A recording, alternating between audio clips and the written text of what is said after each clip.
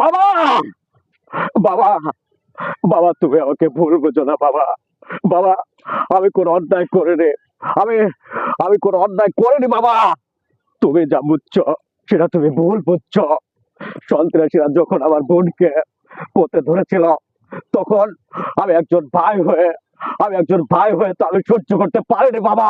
তাই তাই আমি শত্রুদেরকে মোকাবেলা করেছি। তাই আমি তাদেরকে মারতে বাধ্য হচ্ছে। আমি বাধ্য হচ্ছে।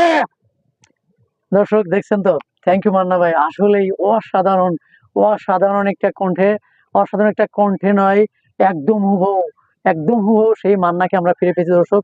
অনেক অনেক হ্যাপি। তো মান্না ভাই, আপনাকে আবারও ধন্যবাদ।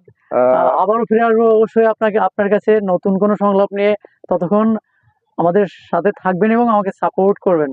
হ্যাঁ, আলহামদুলিল্লাহ ভাই, আপনি অনেক দূর থেকে আসছেন আমাকে খুঁজতে খুঁজতে। আসলে আপনাকে কি বলে ধন্যবাদ দিব, এই ভাষা আবার জানা নেই। যাই হোক, আবার আসবেন, দেখা করবেন, অভিনয় নেবেন, এই আশা নিয়ে আমি আজকের অনুষ্ঠান এখানে শেষ করছি।